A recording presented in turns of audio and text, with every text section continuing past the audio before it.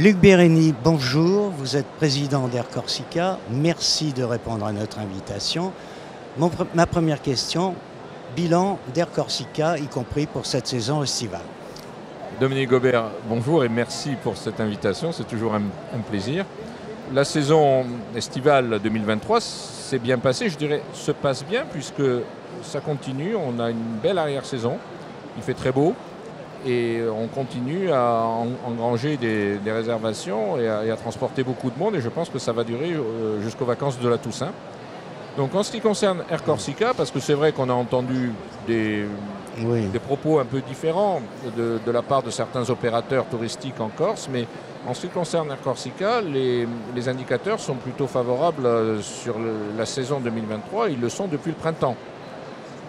Donc on fera bien entendu les comptes une fois les résultats du mois d'octobre connus, mais on devrait terminer cette saison 2023 sur une très bonne tendance supérieure à 2022 et même à 2019.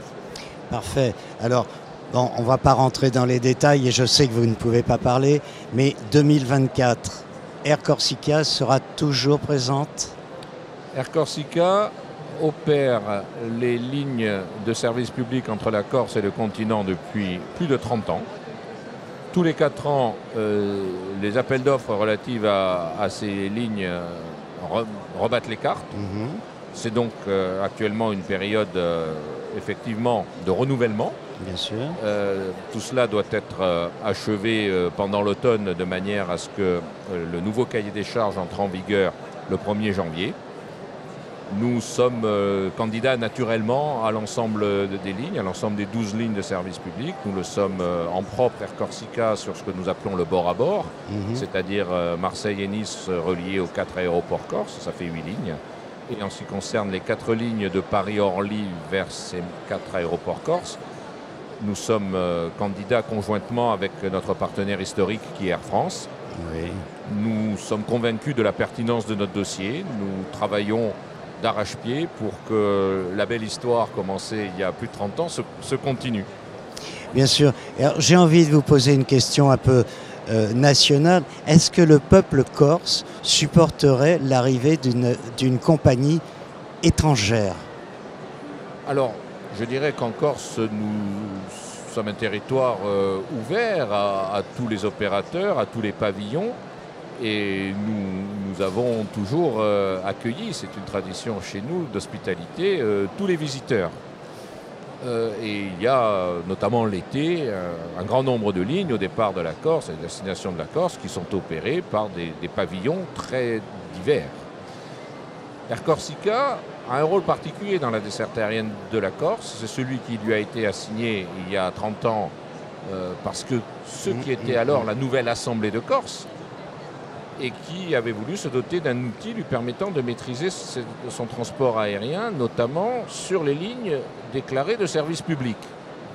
Une fois de plus, nous sommes là et bien là. Nous avons un bilan, je pense, sur les 3 décennies écoulées qui parle de lui-même en termes de sécurité des vols. L'état de nos finances parle de lui-même.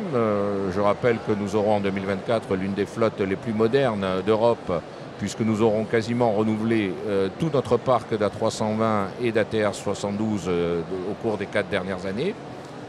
Donc voilà, nous sommes fiers de nos atouts, nous sommes fiers du parcours réalisé jusque-là avec nos 700 collaborateurs et nous nous inscrivons forcément dans un temps long. Et nous n'envisageons pas une année 2024 totalement différente des 33 années précédentes.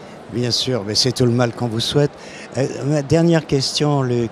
Le président Macron s'est rendu très récemment en Corse et il a suggéré, émis l'hypothèse d'une certaine autonomie de l'île. Est-ce que ça changerait quelque chose pour justement votre compagnie? Nous sommes une fois de plus une terre d'accueil, une terre d'hospitalité. Nous avons aussi 350 000 résidents qui aspirent à se déplacer et comme tous citoyens européens qui aspirent à une mobilité toujours plus grande. Nous avons aussi une diaspora corse sur le continent qui est très importante et qui elle aussi a besoin, je dirais, d'aller et de venir régulièrement et fréquemment, et tout ça au juste prix, même si on sait que malheureusement le prix des billets augmente inexorablement par l'inflation et par les divers facteurs, je dirais, de contraintes énergétiques. Mais en tous les cas, l'autonomie, je dirais, va apporter un grand nombre de choses positives pour notre territoire. Elle ne pourra que, je dirais, le rendre plus attractif pour nos visiteurs et, je dirais, apporter plus de prospérité à nos résidents et donc les inciter toujours plus à se déplacer dès lors que l'occasion se présente pour eux. Et à propos de déplacement, vous avez annoncé récemment que vous preniez votre retraite à la fin de l'année. Alors, il était prévu de longue date que mon mandat, qui va bientôt se terminer, prenne fin. Je dirais qu'en ce qui me concerne, effectivement, cela fait 4 décennies que je viens à Topresa. Donc, je dirais que ça aussi, c'est quelque chose qui s'inscrit dans un temps long. Et ma foi, on aura peut-être l'occasion de se revoir pour en reparler. Mais en tous les cas, dans l'instant, je suis là, je suis dans l'action, je suis dans cet objectif d'une Air Corsica toujours plus forte, d'une Air Corsica toujours plus présente et d'une Air Corsica toujours plus, je dirais, incontestable dans l'exercice de sa mission, qui est avant tout, bien entendu, le service public aérien entre la Corse et le continent. Merci beaucoup, Luc. C'est moi qui vous remercie, Dominique.